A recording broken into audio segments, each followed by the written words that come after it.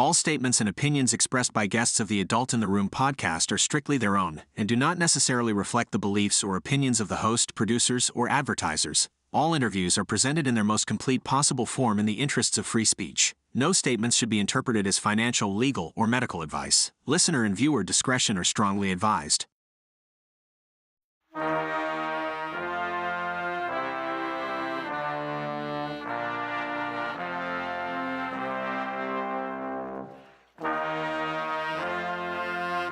It's the Adult in the Room podcast with Victoria Taft. That's me. And here we are on the Adult in the Room podcast. How you doing? Victoria Taft here. Don Bentley over there. And let me give Don Bentley an introduction I think he deserves because it's his second novel in the Vince Flynn universe of books. And I want to make sure it's a good one, okay? Apache helicopter pilot in Afghanistan, FBI special agent, SWAT officer, best-selling author. Don Bentley has been the best-selling author in the Tom Clancy, Jack Ryan Jr. universe, Don's own excellent novels in his Matt Drake series of books. And now he delivers his second offering in the Vince Flynn universe with his latest Mitch Rapp spy thriller. Take a look at it. Denied access. Pretty neat. I'm not done yet, though. The former SEAL team member, wildly successful author and podcaster on one of my favorite podcasts, Danger Close, Jack Carr, said of our guest today. Don Bentley is a former U.S. Army Apache helicopter pilot who flew QRF in support of Operation Red Wings in Afghanistan. Launching with only a frequency, call sign, and last known location of the four-man SEAL reconnaissance element, Don and the QRF flew into harm's way. One helicopter and 16 warriors aboard did not make it home. Not only does Don Bentley bring emotion and an emotional, I think, intelligence to his writing, he, of course, is an incredible writer in general. He brings his best experience and raw emotion in his writing. And read Forgotten War if you doubt me. And he brings his flying prowess to bear in his first Vince Flynn offering, Capture or Kill, about Mitch Rapp's role in the lead up to the bin Laden raid. So with this second offering in the Mitch Rapp series, Bentley sees an opportunity, a gap in the Mitch Rapp origin story. And he provides a bookend to American Assassin and Killshot in his latest novel, Denied Access. It's so doing. I think it might be the Celsius I've been drinking. Good God. In doing so, he completes the Mitch Rapp origin trilogy in a firm, sure-footed way. Don Bentley, welcome back to the Adult in the Room podcast. How are you? I'm doing good, Victoria. Thanks for having me. Every time you do my introduction, I'm like, I don't know if I can live up to that. Like I stumble over it. I don't know, Victoria. I started getting choked up. Honestly, when I read that Jack Carr part, I thought, oh, geez, I might lose it. Actually, do you just want to lose it every time you hear about that? And you reflect still back. Really, I've gotten so it's crazy to think it's now been 20 years. This last June was the 20-year anniversary, and I've gotten to where I can talk about it in broad strokes and be detached from it. But whenever I dive into the details, it's still really, really hard. And it's funny with things like that. My front seater during that operation was a guy I flew with a lot. In some ways he could be Mitch Rapp. He was from the East Coast and went to college on a lacrosse scholarship, which at the time I was from Ohio and had no idea what lacrosse was. And I'm like, what is this sissy sport you're talking about? Yeah. And after Afghanistan, he actually left Army Aviation, became a Green Beret, and then was a Green Beret team leader. And so he and I still text back and forth, especially every June 28th. And most of the time it's good. But, this last time, for whatever reason, he had texted me some research that he had done on it. And it kind of takes you back at weird moments when you think it's done. And I told my wife, I'm like, it's good. It's on the shelf. It's in a box. It won't come out. And she's like, I don't know about that. So yeah, I don't know. I don't know about that either. What did he find out about the lone survivor mission and your flight to find these guys? Yeah, it wasn't necessarily. It's funny because you spend a lot of time, especially after 20 years, going back over your memories and saying, did this happen? Did I just remember it this way? Was it different? What do you remember? And so he had actually gone through and plotted GPS coordinates of where the actual shoot down was, where we ran into trouble, where the original grid coordinates were, and then some other things that he had the opportunity to view. We had, as you did in most combat missions, our gun tape was running at the time. And so I've never seen it. I guess I take that back. I've never seen it since shortly after that first day when we turned it in and were answering questions and stuff about it. And so he had actually had an opportunity to go through and look at it again and said, hey, I can talk you through some of this stuff. And at first I thought that was a good idea. And then on further reflection, I'm not quite sure it is. And so it's kind of funny. It's like that itch that you want to pick at, but at the same time, you're like, maybe it's better to leave that thing alone. So yeah. I can understand why, but it brings the humanity to your novels. Okay. Yeah, it definitely. I think and I apologize. I think we probably covered this ground in earlier interviews. Yeah, but probably. I wrote 3 books that didn't sell before I wrote my debut Without Sanction, and I think part of the reason why it sold and the others didn't is because it was the first time I was willing to put kind of some of that vulnerability in there. Some of the things, for me, it was in the mountains of Afghanistan in June 28, 2005 of practicing your entire life for this moment in time. And then it goes sideways and you can't get that back again. And what do you do?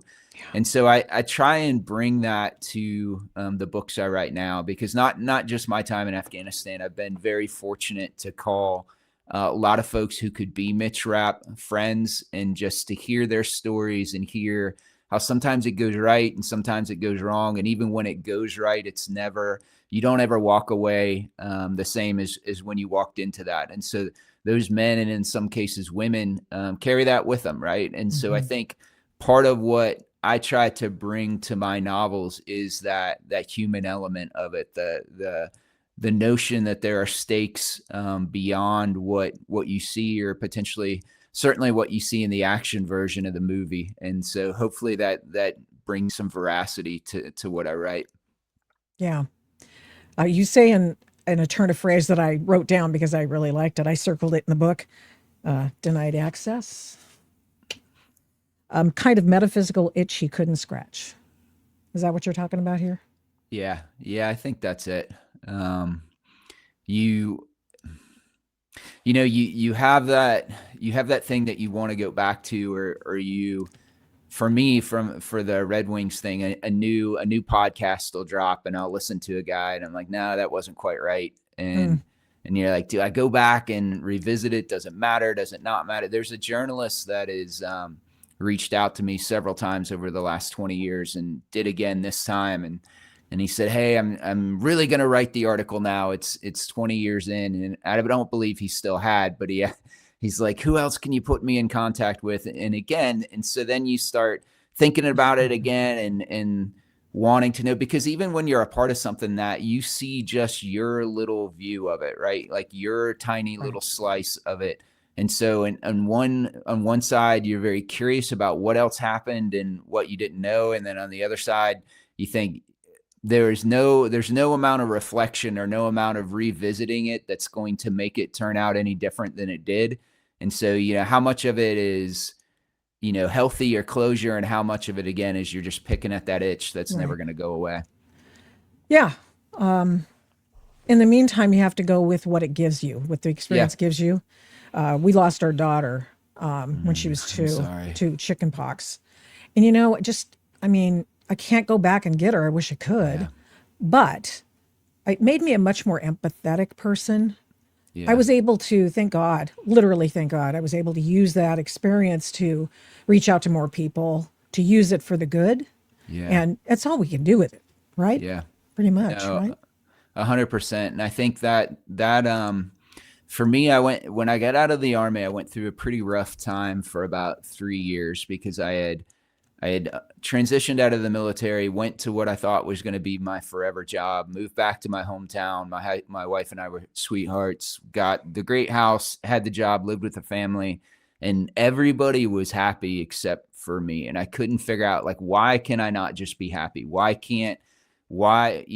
is there something inside of me that feels like this isn't enough or it's not fulfilling enough? And so part of that certainly was dealing, for the first time, having the time to deal with what happened in Afghanistan. But at the same point, what you don't realize when you leave the military is that you're cutting yourself off from the only community of people who have that shared experience, who understand what you went through and could kind of talk into it. And so for me, that closure, I guess, didn't happen until much later when I left that job and went to the FBI, and then actually went to another job for a small company that was founded by veterans, and many of the veterans in that company had stories similar to mine. And so, I remember one of them just listening to me, and at the end, he just looked at me and he said, "It wasn't your fault." And so there's Oh, nothing super profound in that, nothing that my wife hadn't told me, nothing that sure. but because he had lived that guy's Nate Self, and he was the Ranger QRF leader in Takurgar, who was trying to go get Chapman, who was awarded the Medal of Honor, the Air Force controller, and his helicopter was shot down. He lost a whole bunch of guys. He couldn't do anything about it. And so just because he had that shared experience, because he'd gone through it, him saying that resonated in a way that, that my wife didn't, that many other. And I can only imagine, what it is for you, even though the horrible tragedy, and I'd have to Sure. imagine you would give anything to have your daughter back again. But you Yeah. can speak into the lives of parents who have had that horrible thing in a way that I can, or that people who haven't lost a child can, for Yeah. sure. Words mean something different when they're coming from a person who feels somewhat of something of what you feel. And 100%. so I really feel like I didn't expect necessarily to get off on this, but I really feel like it's important Yeah. to explain to people who you are and what you bring to the table. Vince Flynn didn't serve; he couldn't. He wanted Yeah. to be a Marine, Yep. and but he served in a different way for the rest of us, telling the Yeah. stories of people. And I think that you've picked up the mantle beautifully in this Thank latest you. offering. We can't give away any of the plot twists, darn it, and killed off characters, or are there killed off? Oops, excuse me, microphone, or killed off characters. I mean, and then we have to ask, are there any characters killed off? But what do you want us to know about denied access? Yeah, so I think the first thing always is I was a fan of Vince Flynn way before I became a writer, and certainly long before I ever knew I'd have the opportunity to write in the universe that he created. And so for any Vince Flynn fan, there's always been this hanging Chad, as it was, this this sense that Vince's work wasn't completed because he went back in time to write Mitch Rapp's origin story. And he wrote American Assassin, which was amazing, and which is up until now the only book that has been made, only one of Vince's books that was made into either a movie or a TV show. It was made into a movie. And then he wrote Kill Shot, which is the second one, where you see young Mitch Rapp transition from graduating from Stan Hurley's kind of school of hard knocks to his operational assignments. And then there was supposed to be a third book, and Vince never wrote it. And so one of the biggest things that folks have tried to reconcile is there is what appears to be Mitch Rapp's first true love after his girlfriend, Mary, perished when the Lockerbie, the Pan Am flight was blown up out of the sky over Lockerbie, Scotland, and it killed his girlfriend, his high school sweetheart and college sweetheart. And there's this girl that comes in that for the first time seems to fill her place, a girl named Greta.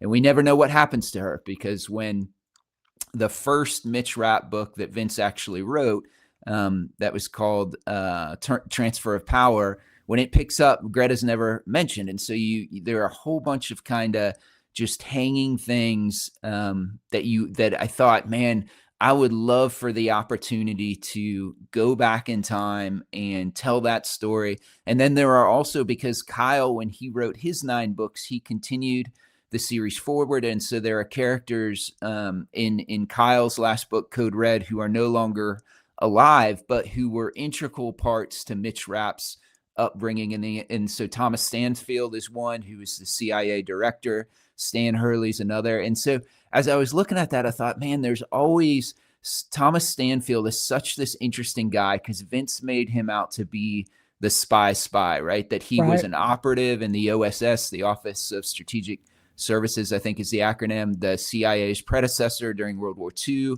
And then he also talks about how Stan Hurley was very active in the Cold War and getting into trouble on the wrong side of the Berlin Wall and stuff. And I thought, wouldn't it be cool as part of that to be able to give little snippets of their background and to be able to answer that seminal question for Mitch Rapp fans, and to be able to give you, a deeper dive into these characters that fans love, who unfortunately you can't write any news stories about now. And so that's kind of how the idea for Denied Access came about. We found out what Stan's middle name is when Mitch took his first cigarette from Stan, at least that I was aware of anyway, besides the playing around in high school stuff. And we found out how fraught the process to become the CIA director was for Thomas Stansfield. And so I appreciated those details very much. Yeah, it was. So the other thing that was really interesting is when you go back, and I've reread Vince's books over and over again, he was not at all concerned with leaving hanging plot lines out there. And he was, from what I understand about his writing process, he was a very organic writer. He wrote the book kind of as it came to him. And so I have to imagine that there were stuff where he just thought, he died very, very young. He was only 47, thought, hey, I'll go back and address that sometime later. And so at the end of Kill Shot, you have this incredible situation, setting Greta aside, where Mitch Rapp has gone into a hotel in France. He's killed the guy who is the runner-up to be, or the odds-on favorite to be, the director of the CIA. He's killed a French intelligence officer, and then a couple of bad guy terrorists in there at the same time, and just walks out of the hotel. And Vince just left that, and so when I was writing this book, I thought, what would be the fallout of that?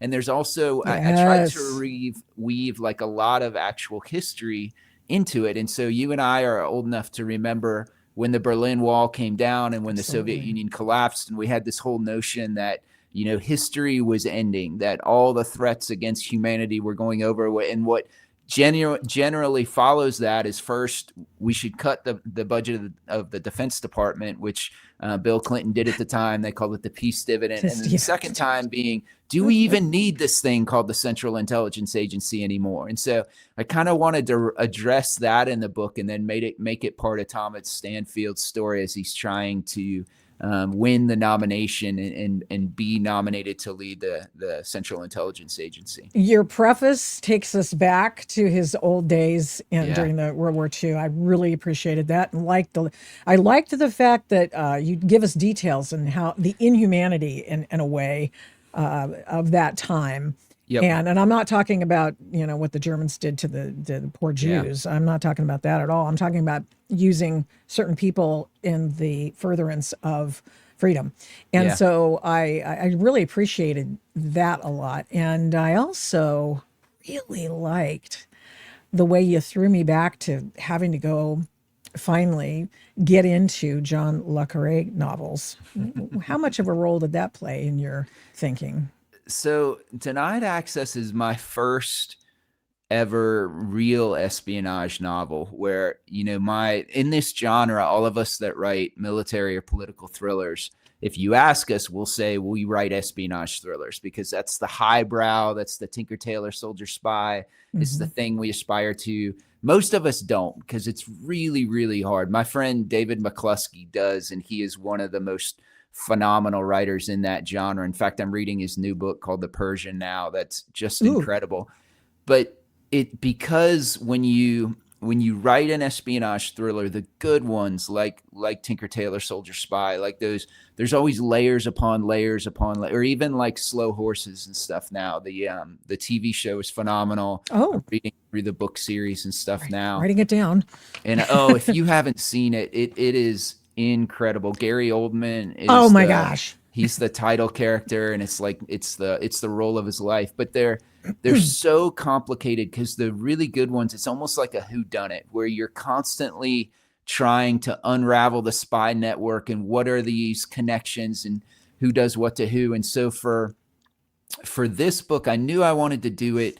And I knew the other thing is, because Vince was predominantly a post 9/11 writer, the majority of his books, if not all of them, dealt with fundamental Islamic terrorism. Mm-hmm. And so I thought, it would be neat too to write a Cold War book that deals not so much with that goes back into, like you said, the Tinker Tailor Soldier Spy stuff. And so I asked David McCluskey, I'm like, hey, I'm trying to do kind of this Cold War right as the Soviet Union crumbles. And he said, well, there's this great book called The Main Enemy, which is a nonfiction book. And it was written by a journalist and a guy named Milt Beardman, I think is how you say his last name.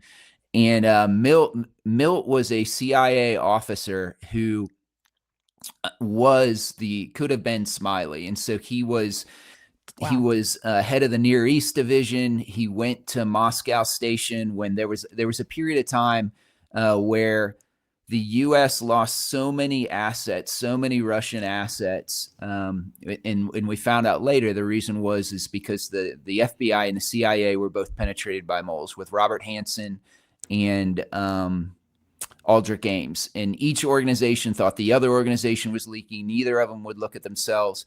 And so the consequences of that is, over a period of time, Moscow Station, so the CIA station that runs Russian assets in Moscow, lost so many assets that they were convinced that the Russians had invented some sort of new surveillance that they didn't know about, and they were afraid to even go on the streets and meet with their assets.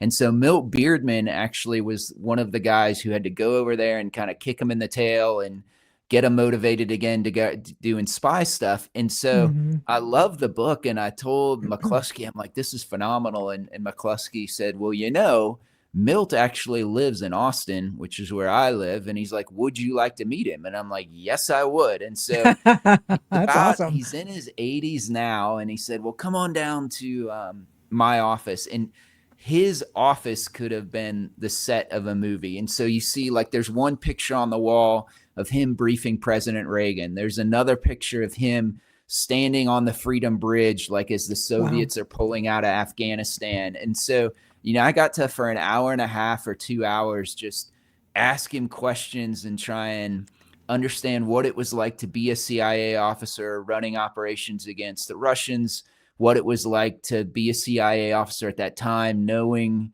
potentially that your organization had a mole, but not knowing what it was or who you could trust or who you couldn't, and how it worked. And so it was just a ton of fun.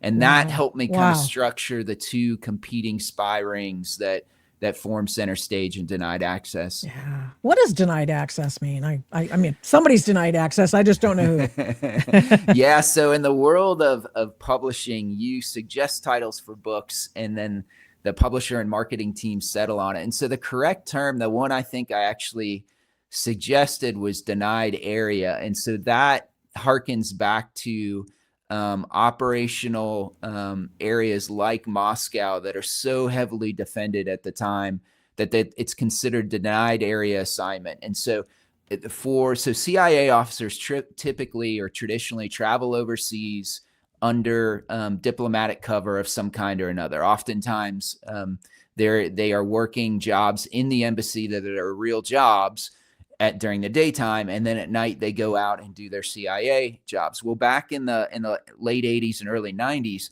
the Russians had gotten so good at identifying who the CIA officers were, and later we figured out because Aldrich Ames and Robert Hansen literally handed over just all of the assets that the Russians were, a good number of the actual case officers' identities, the Americans, that they kept picking up the officers as soon as they would come into Moscow. And so the CIA, and typically Moscow Station was a assignment for more experienced case officers, because there's also something called Moscow rules, where the FSB at the time, or the Russian counterintelligence, the KGB first and later the FSB and the FSK, or FSK and then FSB, were so good at their job.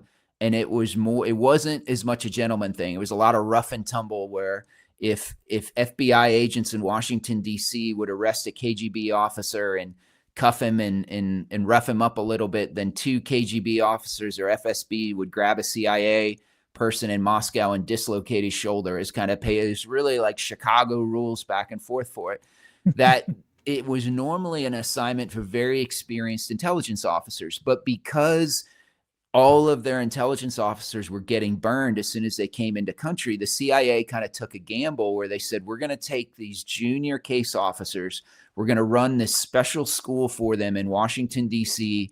to teach them how to ditch surveillance. We're going to try and mimic Moscow, and then we're going to send them over under potentially non-traditional CIA cover things, in the hopes that those officers would be able to work in this denied area environment and be able to meet with Russian assets and those kind of things when the real officers couldn't. And to some extent, and again, Milt's book goes through all of this, the spouses were trained as well, the case officer spouses, not necessarily to clear dead drops or do brush passes or anything but from the idea of, hey, we might take this trip as a family out to the country, where the CIA officer spouse is going to go empty a dead drop or do something else. And you, as the husband or wife who isn't a CIA officer, you have to have things look normal and take the kids somewhere and do something else, so that you're potentially dragging the surveillance teams that are covering you while your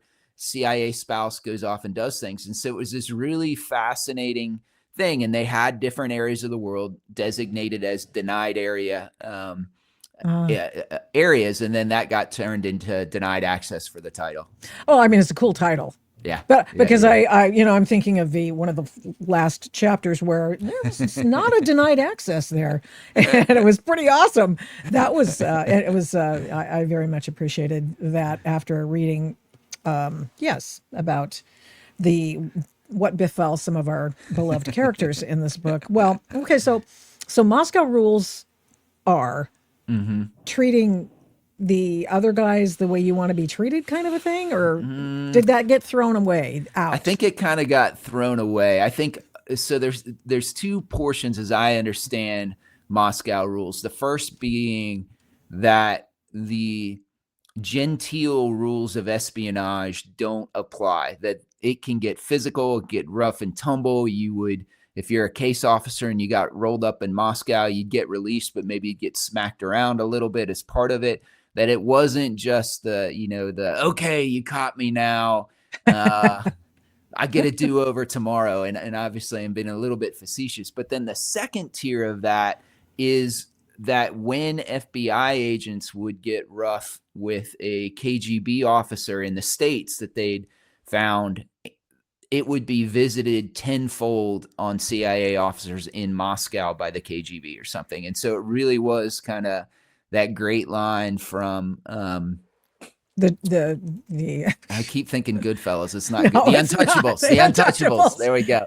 With Sean Connery, where he's like, you send one of them to the hospital, we send one of yours to the morgue. It's the Chicago way. And so it was that escalation of, we're not going to, if you work in Moscow, it's big boy rules, and big boy rules mean it's not that you just get arrested and you spend the night necessarily. It means things could get physical, and often did get physical. Because that was one of the questions I asked Milt, and I'm like, how was that really? And he said, it was no joke. And he said, it was not, he said the example I gave of a CIA officer having his shoulder separated, that actually happened, that the KGB, beat him down in retaliatory for what they decided was a slight by FBI agents for somebody they were rolling up. And so it's really this, wild, wild west, this fascinating time. And it was super fun to write about. Oh, it was, you can tell you had so much fun writing about it. And I was so inspired. I thought, oh, this is so cool. And I finally, I got to watch Tinker Tailor Soldier Spy. And so I saw the Gary Oldman version where he looks exactly like Scott Bessent, the Treasury Secretary in this thing. Yeah. Have you noticed that? It's just like, is Scott Bessent, is he a spy? Oh, it's crazy. But oh my gosh, I hadn't read the book yet. Yeah. And I saw the movie and this 2011 version of the movie. And I was absolutely beguiled. It was absolutely, for me, one of the best films I've ever seen. Just in the way it was just like, I know it was sort of ethereal in a way and alluded to certain things. And then you see the character Smiley sit down in the chair at the very end and he's in charge. And it's like, oh man, that was awesome. And all these other people disappear. And it was, so I know that probably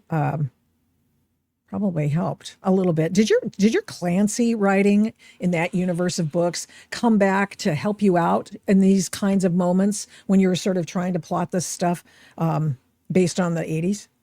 Yeah, somewhat, but in the other thing I try and do in my books is to stay true to what Vince did, but also lean on some of my expertise. And so, and like I said, my disclaimer, I've never been in the special operations community, but through either my military service or through the companies and stuff I worked for once I got out of the military, been fortunate enough to know a number of folks from that community. And so what I try and do with each of the books is to bring some aspect of that into the book that maybe is a little bit different, or is different from what people have seen before. And so there's and that is more Clancy-ish. There's a section in Denied Access, kind of a subplot about two folks from a particular special operations organization who are in Latvia doing some work and then get kind of caught up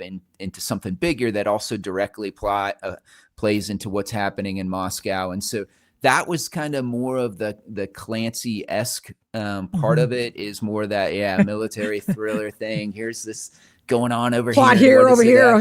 Yeah. And that part was fascinating too. So there was a lot from that. My little operational was fictitious, or my operation was fictitious, but the circumstances behind it were absolutely not. Whereas the Soviet Union was crumbling in Latvia, much like Ukraine and some of the other former Soviet republics have a portion of their country that are ethnic Russians, that speak Russian, that are that maybe identify more as Russian than they do that particular country, and are oftentimes viewed with suspicion by the rest of the countrymen who do not speak Russian as their primary language. And so as the Soviet Union was crumbling and the coup happened and all, right around that same area, there was kind of an uprising in Latvia that the Soviet Union, or then became Russia, tried to put down pretty brutally.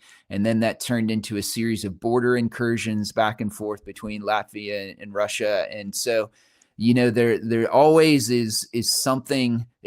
One of the things that Putin is famous for allegedly doing was using a series of bombings in Moscow as pretext for invading Chechnya. That he blamed it on Chechen separatists.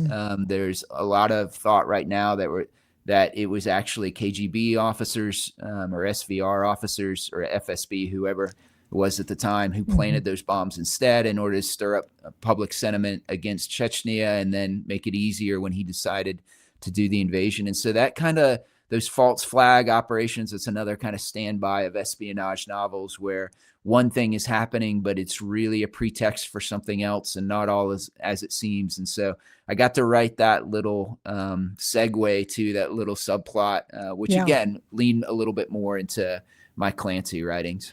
Well, yeah, I really liked it. I enjoyed that. I thought, oh yeah, I'd like to see these guys again. The two guys. Maybe they will come back someday. But I liked the callback at the end of the book that you make of that, and how once again Vince Flynn saves the world, but Mitch Rapp saves the world.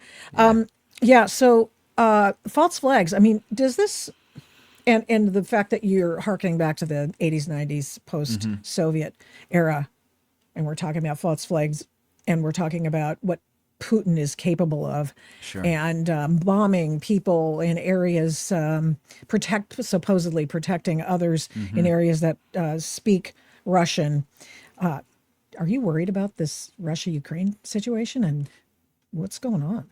Yeah, absolutely. And that's also some of the same pretext he used for the invasion of Ukraine, right? There were little green men who were wandering through Ukraine, kind of setting the stand or the conditions for the follow-on invasion, the initial incursions. And so that half of Ukraine, like in the same way of the city I'm talking about in Latvia, there. So I have a friend who goes. How do you to say church. that city's name anyway? I could never. I was looking at it and I was like, I don't know. I don't even know how to say that. I'm the worst for that. Like when you're writing the book before they do the audio version, a lot of times the narrator will send you a list of questions and be like, Right. "How do you say this?" And I'm like, "I have no idea." Like I Googled it, I have no idea. But I've have a narrated. friend. Yeah, Yeah. I go to YouTube and any other thing I can find. You just hope and Exactly. pray I find Exactly. somebody who can say it.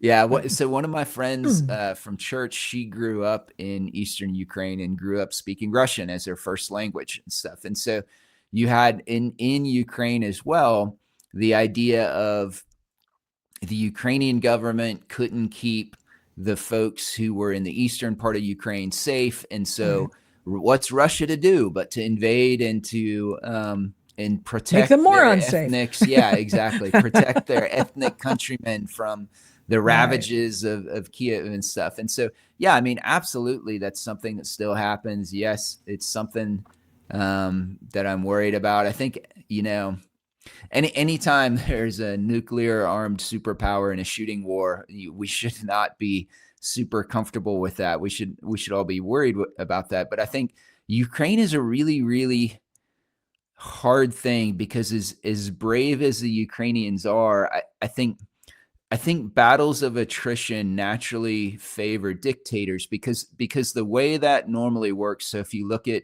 Vietnam, from our perspective, right, there was something like 50,000 American lives, 50 or 55, somewhere around there that were lost. And so in a free country, the way that manifests is that there's public dissatisfaction with it. People demonstrate, politicians are voted in or out. Politicians are forced to address that and promise, hey, we're going to get out of Vietnam. We'll make peace. We'll do whatever. So when you're a dictator who murders the opposition or jails them, attrition is not something you're terribly concerned about, right? Because you can, certainly if enough people protest, maybe they overthrow him, but probably not. He can bear those casualties as long as he is willing to bear them, because there isn't the same public pressure on Putin as there would be, a President Bush, for example, during the Iraq War, when the Iraq War was starting to go south and before the surge. And so because of that, and certainly, there are difference in populations and stuff like that, the Ukrainians are never going to win a war of attrition, right? They're never going to be able to grind the Russians down far enough where, Putin says, you know what, I've lost too many soldiers. I got to call it quits. There have to be other pressures that are brought to bear against him, I think, that force him to end that war. And so far, sadly, I don't think we've seen that. I know. I kind of wonder what it would be. I'm really bummed that Modi went and hooked up with the Chinese and the Russians. That was sad. I don't know how long that'll last, but that's quite a that's a problem for President Trump. What did you think of the name change to the Department of War? Does that mean anything to you, or? Yeah, so I understand the significance of it. I have a son who's serving on active duty now, and so I asked him. I was like, "What do you guys think of that?" And he's like, honestly, nobody cares about it one way or the other right now. We're focused on doing the things. He's like, our only concern, and again, it's a sample size of one, but he's like, our only concern is their little ID cards, their CAT cards say Department of Defense. And like, are we going to have to all go get new cards that say Department of War now? And so you can kind of see where they are. The sentiment behind it, I think, is a valid one, that I think has been something that Pete Hegseth has articulated over and over again, that we want to bring the focus back on war fighting, back on what a military is supposed to do back, to the exclusion of all else. And so I understand the sentiment behind it. I don't know that it moves the needle one way or another, but I guess we'll see. Well, it's kind of interesting. What do we have to do to Putin to get him to stop? Have you ever thought about that? I'm like, I don't know. I mean, yeah, I think in general terms, not just us, but the Europeans have to be willing to do what it takes to cripple his economy where he can't fund the war anymore, right? So there's this crazy stop buying gas from him. Yeah, stop buying Russian oil and gas, right? Is a great one. I think if he number one has that crunch where he can't sell his oil and gas, that we ramp up, all the things that we've talked about, that we start sanctioning individual members of his government, that we start freezing assets and things like that, that you can put the hurt on him economically. I think the second part is that it is really hard to win a war by fighting defensively, right? And so there's tremendous pressure that's put on Ukraine around where they're allowed to target or not target, and I'm not going to weigh in on the broader strategic of whether that is sound or not, but I think it's unrealistic to say, hey, Ukraine, you have to defend this border, but you're not allowed to attack any of the concentration of Russian troops and equipment just across from it, right? But you can't kill anybody. That would be a bad thing. Yeah. And I understand, I'm starting to laugh. like that I said, is ridiculous. It is ridiculous, but that's kind of what they have been hamstrung for a long time now, right? And so I don't know. I think that one thing this administration, at least on the surface, seems to be better at is less fearful of climbing the escalation ladder and saying we own the escalation ladder. Like, it isn't, we're not going to make policy from the standpoint of starting from a position of fear, whether it's Iran, whether it's everybody else, to say, oh my gosh, what's going to happen if we do X, Y, or Z, and start by saying, like, we are the biggest kid on the block. We have the ability to escalate any greater than anywhere else. And that if we start all of this, our strategic policy, our negotiations from a position of I'm so worried about what the Russians are going to do next, I'm so worried about what the Iranians are going to do next, right, then you're walking into this with one hand tied behind your back, right? And your enemies realize that. And so I think, for better or worse, that's one thing that this administration has flipped the equation on. We'll see whether that works or not. It seems to be working more for Iran right now, especially than it has before. But certainly, to be fair, there's a world of difference between Iran and Russia too, right? One's a nuclear armed superpower. The other one is not. So not yet. Thanks to Operation Midnight Hammer. Yeah. What'd you think of that? Just as a pilot, what'd you think of that? I thought that was incredible. And I think the precision. So I full disclaimer, I've worked with and for a number of Israeli companies. After that happened, one of my Israeli friends sent me this picture the day after of an Israeli outpost, I think on the Syrian border, and they had the Star of David flag and they had the American flag flying next to it. And the thought of that, we had tied ourselves in knots for decades saying, oh my gosh, if we do this, the world's going to end. It's going to end. It's going to turn into World War III. And it's very, very easy to sit on the other side of something and say, well, of course that was never going to happen. And I'm not trying to minimize those concerns or whatever, but I think there's also a time and place for decisive, limited action. It says, we're going to go do this thing, we're going to achieve that thing, and then we're going to be done unless you force us to come back and do it again. And I think that was one of this administration's high points for sure. Then the other thing I would expect is that maybe you could do something similar in Russia. And then they've parked the fleet off the coast of Venezuela. So going there to pump gas is probably not going to be as easy as it used to be. So, I mean, there are some big pieces being moved here. Yeah, I think Russia, like I said, is very different because what we do not want to be in a shooting war with Russia, right? We don't want that to happen. And so I think, again, with Russia, what it has to come back to from an American standpoint is, hey, we can make your life a whole lot more painful. And in countries, by the way, like India, like Europe, frankly, who are trading with the Russians and enabling this war to continue, we But can make your life more difficult, Joe right? Joe Biden allowed that. I mean, Yeah. that was honestly, it's like, oh, we're going to go get Venezuelan oil and pray to the Soviet or the socialist gods down there, while he's buying stuff from Russia. Yeah. What is going? Yeah. What? How? What is that? Another Jake Sullivan special? It's just unbelievable, unbelievable. I mean, Yeah, that's it was pretty crazy for sure. It in some ways it at times it felt like kind of the worst of both worlds, where we're going to give the Ukrainians just enough weapons and access to weapons to barely hang on, and at the same time we're going to enable the Russians to continue selling oil and stuff like that. I mean, it's been a train wreck for sure. But and to be fair, we're not out of the woods there yet. oh no, So no, no, no, no. But I imagine they have a few targets they're taking a look at. I imagine we probably have we've already gamed out an op, right? Probably. yeah, I mean that's what the job of planners to do, right? Is to game out ops and figure out scenarios like that. I don't know. I think it is the whole, just a couple of days ago we blew up a boat full of Venezuelan smugglers who were bringing drugs to the United States. I'm not sure. I would love for the president to lay out, say, here's my strategy for this, right? Like, Yeah. here's what I'm willing to do. Here's where, because the problem with using, set aside the legality of it or everything. The problem with when you use kinetic strikes is they're never 100%, right? There's always collateral, not always, but there's always for every drone strike that we do somewhere in the Middle East, oftentimes there's collateral damage and stuff, right? What is it we are willing as a nation to say, okay, this terrorist is a horrible person.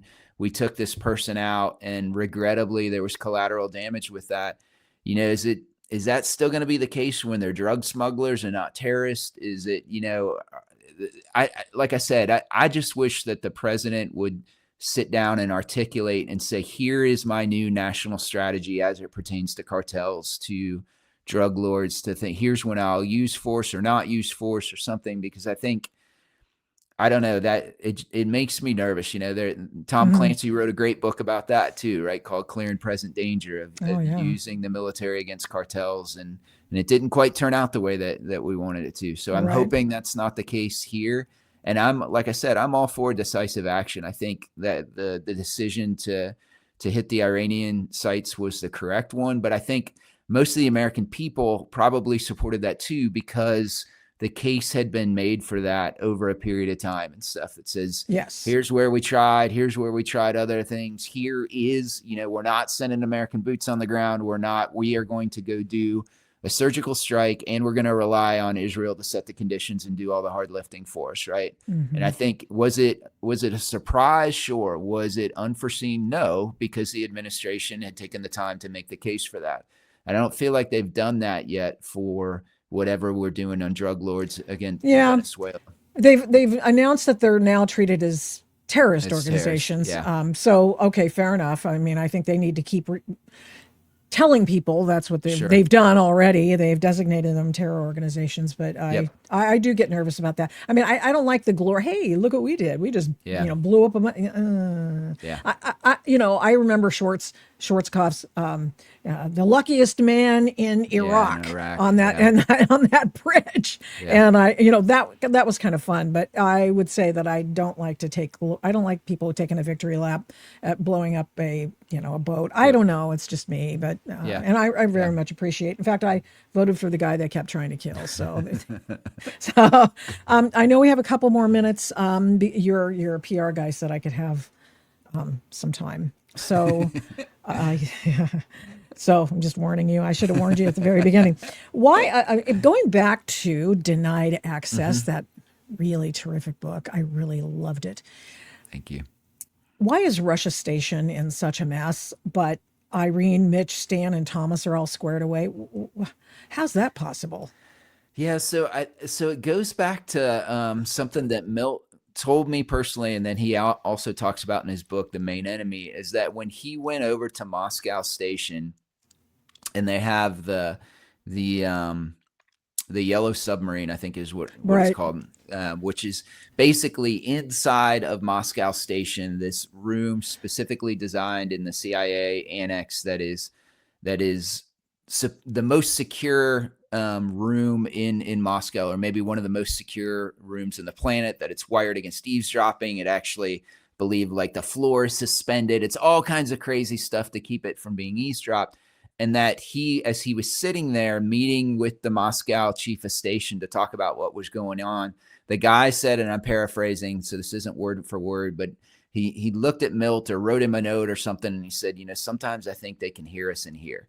And it was in Milt's response to that is like, the Russians have so gotten into the CIA officer's head here that not only are they jumping at their own shadow, but they're inventing reasons why their operations are getting blown and are too gun shy. The men and women who work as case officers in the CIA have to be cowboys in the best way, right? Because what you're telling them to do, the best case scenario is that if you get busted, is you spend the night in jail and get thrown out of the country. The worst case scenario can be a whole lot. And so you want men and women with a little bit of swagger that are going to go out and do the stuff on the streets and meet with Russian assets and run the risk of getting arrested. And so when this pervasive, fear fear might even be the wrong word, but this pervasive lack of self-confidence, lack of confidence in the organization has permeated that entire thing. He had to go over there and reinstill that, whether that meant changing leadership, whether that meant leading by example, and so some of that actually, and to be fair to the men and women who were working in Moscow Station, there really were assets being rolled up left and right. There were operations going south. There was something called the Year of the Spy, where there was a couple year period that a crazy number of American intelligence officers, Americans in position to have classified information, were rolled up by the FBI as Russian spies because they had so thoroughly corrupted the American intelligence organization, and they had lost so many assets overseas. And when you lose an asset, the handler, the CIA officer, might have to go to jail or get sent home. That asset gets a bullet to the back of the head, right? And so their self-confidence is shaken, and so you needed some way to go build that back. And Milt did that. Other folks did that. And so I wanted to kind of show what that might have looked like in the Vince Flynn universe, where you have a public that is asking, because it's kind of the perfect storm, right? You have congressional hearings at the time is saying, is the CIA even necessary? And it's not like the men and women at the CIA at that time could point to these amazing operations they were running in Russia that were yielding intelligence, because all of their assets were getting rolled up, right? Yep.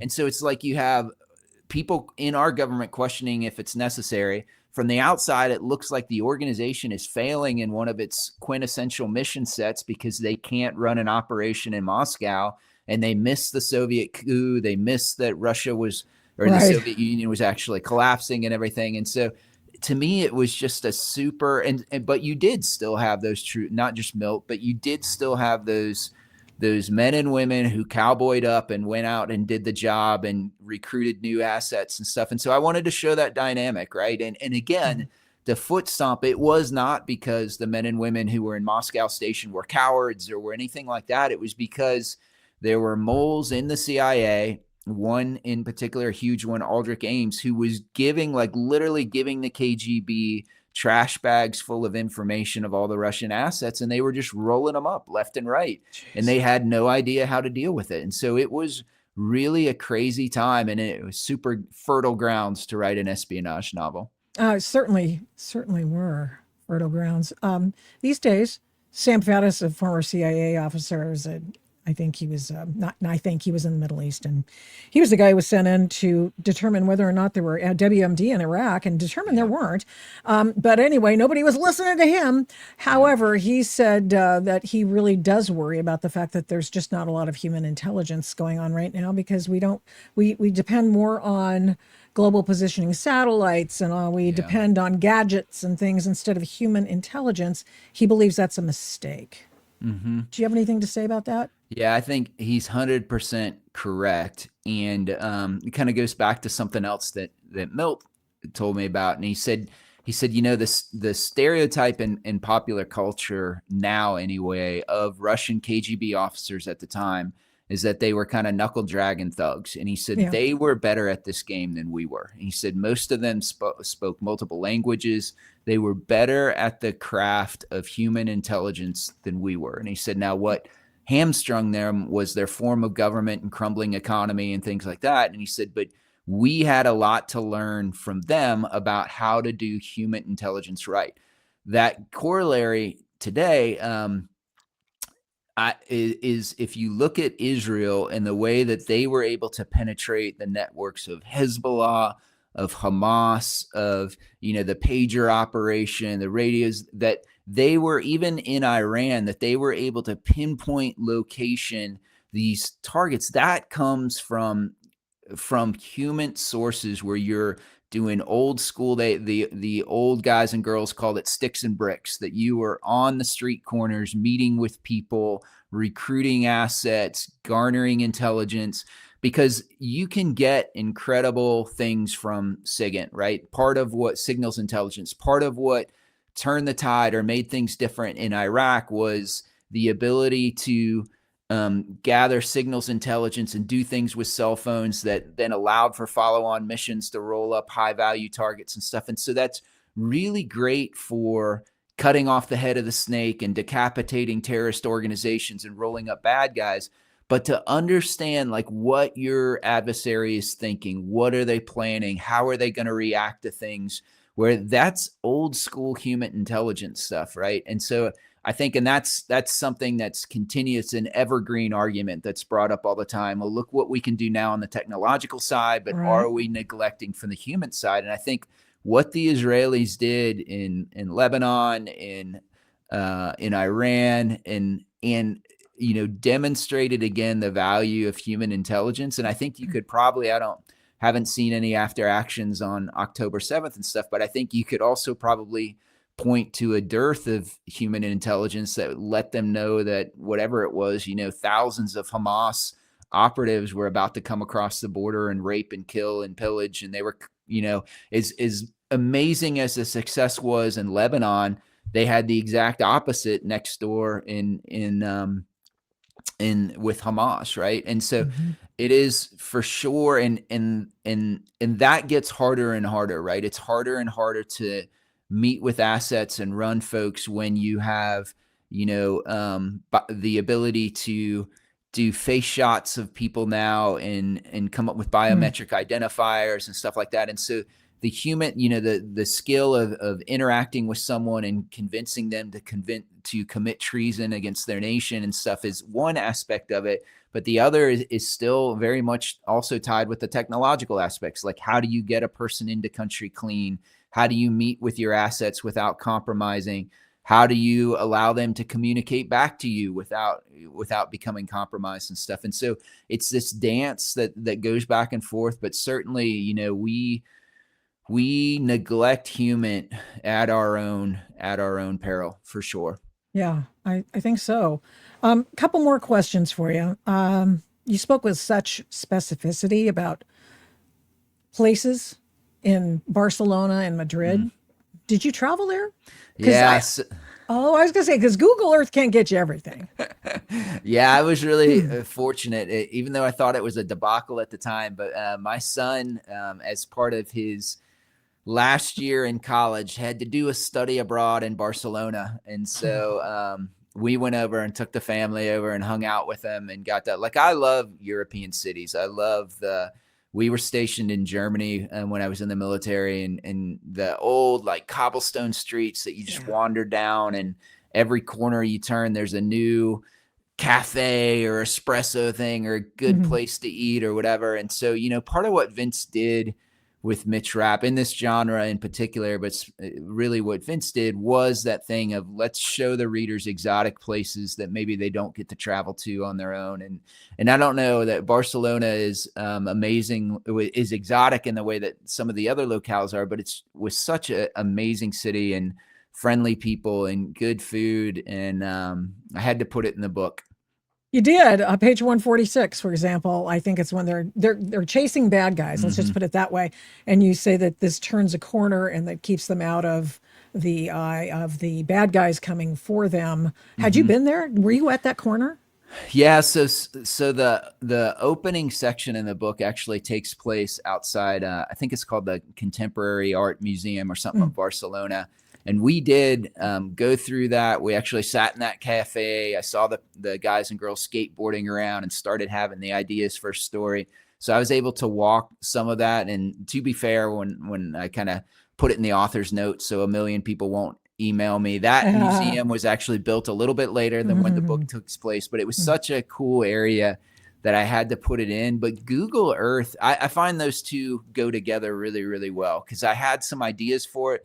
But the thing you can do with Google Earth where you get the view from people who are actually there, and I spend a lot of time doing that and looking through different vantage points and seeing what can you see from this corner, what store is over here, how could I make this happen? And so it's a really good combination of both. Brad Taylor, who's another phenomenal author and kind of one of my big brothers in this genre, he always says that when he goes to visit a foreign location, it's 10% of what he is going there to find, he finds, and then the other 90% finds him. And he said that's the stuff that actually makes the book even better. And so there's another scene in Denied Access where Mitch is on top of this amazing cliff in Barcelona overlooking the port and stuff. And so we actually got to go there. We were on a slow day and my son said, "Hey, there's this fort up here. Let's take a look." And I got up there and looked around and I'm like, this has to be in the book too. And so it wasn't what I was in Barcelona to find, but it kind of found me.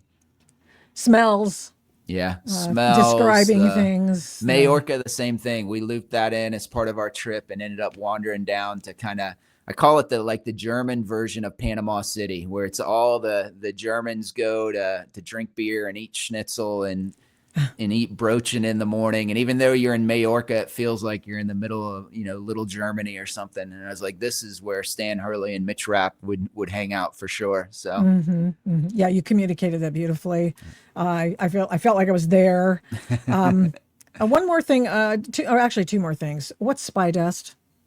Yeah, so that is another real thing the KGB came up with, I think in the late 80s or early 90s, where what they would do is this dust, this chemical compound, and they would coat sensitive files with it or things like that. And so it would fluoresce under a particular color of light. And so if a CIA officer's Russian asset grabbed a file and then passed it to the CIA handler, the Russian would get his hands contaminated by it. The handler would get his or her hands.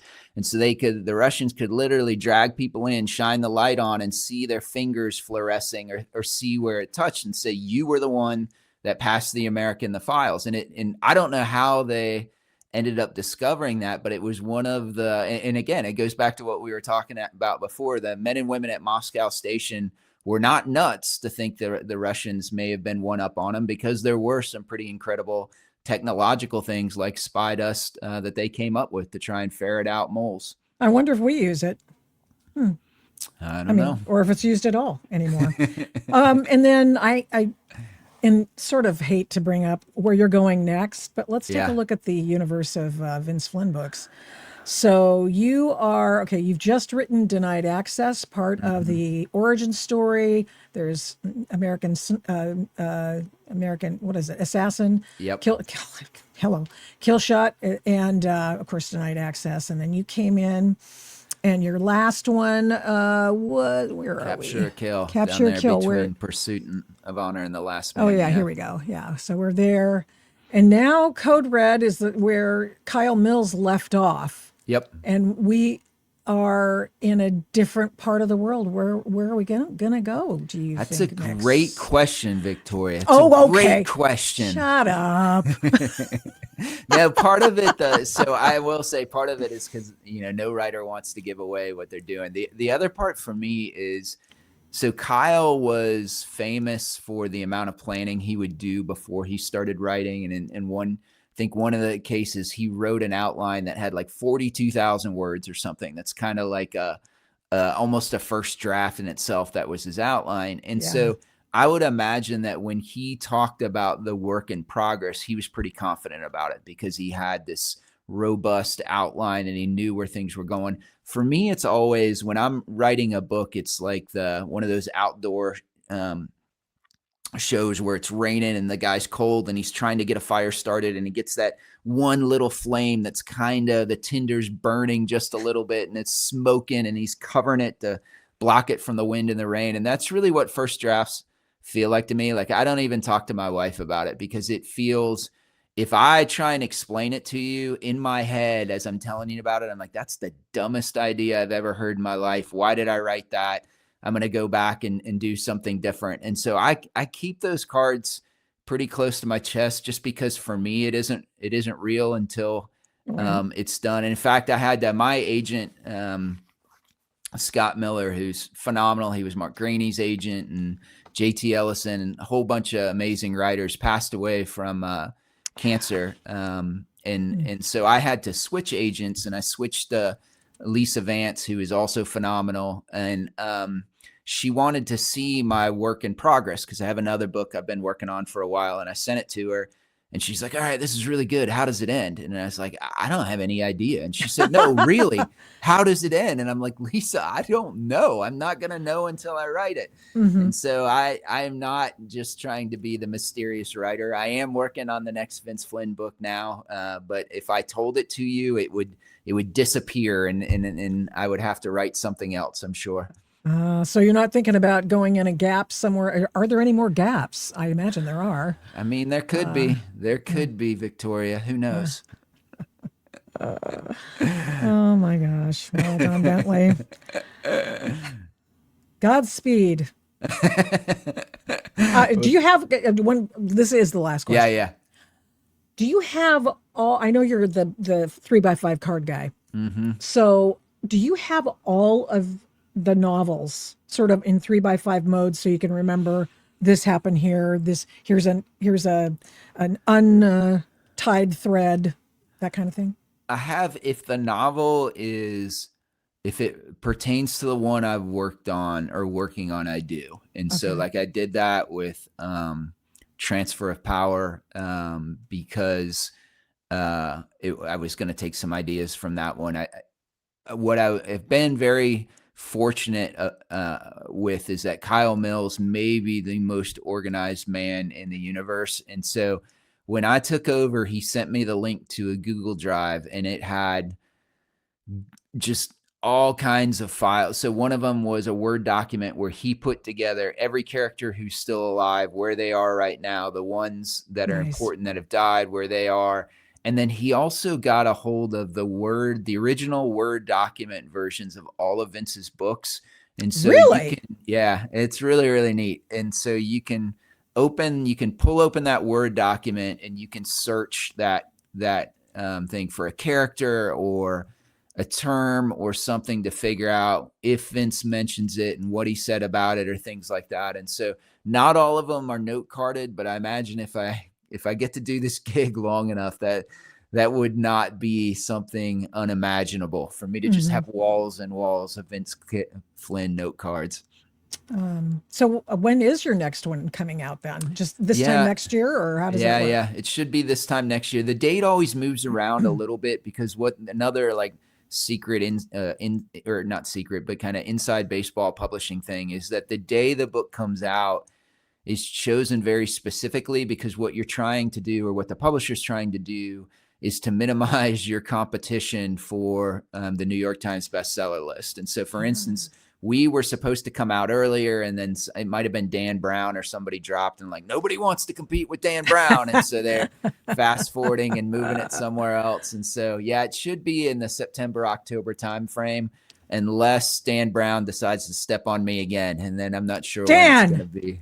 Damn you, Dan. But right now the drop date is September 30th, maybe. But you pre-order, and the second you pre-order, they will have your book in the mail to you. Absolutely. Or go get it, or whoever from whom you're ever getting it. That they will make sure that you have it in your hot little hands. And well, thank you so much, Don Bentley. We look forward to being able to speak with you again. Appreciated all your time. And I really appreciated the book. And if you don't think that Gary Oldman looks like Scott Bessent in Tinker Tailor Soldier Spy, then you have not been paying attention. I need to go back and look at that. It's been so long since I've seen the movie. I need to go back and look at it. Unbelievable. Unbelievable. You need to check out Slow Horses, because is hysterical. He's hysterical in that one. I think somebody's told me to watch that before, and I'm like, oh yeah, okay. But I have like no time to watch TV actually. And then my husband and I said, we're going to have a date night. We're going to watch all of the John Le Carre ones. Okay. We can do that. And now I got Slow Horses. So. I think the moral of the story is you need more date nights. Like that has to be the moral of the story. Yeah. Well, that's true too. Thanks again, Don. God bless you. Thanks for having me, Victoria. Thank you. Thank you so much for watching and listening to this episode of the Adult in the Room podcast. We do not take you for granted. We appreciate every single person who tunes in every week to listen and watch this program. We're here every Tuesday and Thursday, live streaming on Rumble, and then on every other podcast platform shortly thereafter, when we can port it over and get it over there as soon as we can. All the shows can be found at victoriataft.com, where the censorship regime has been banned by me. Follow me on social media at these names: Victoria Taft, the Adult in the Room podcast, and the Victoria Taft Show. Send media inquiries, or any others for that matter, to victoria@victoriataft.com. And here's a big ask. Would you please subscribe, share, like, comment, recommend, and give this program a 5-star rating where you can? We really appreciate it. We do not take that for granted either. Follow my work at, you guessed it, victoriataft.com. PJ Media, I write tons over there. Flamingo Audiobooks, and of course the radio. I don't do this alone. This show is produced and engineered by Overall Media. 1A Cast is responsible for some of the Adult in the Room podcast's imaging. Logo design by Hageman Creative. The Adult in the Room podcast is produced at Flamingo Road Studios. All rights reserved.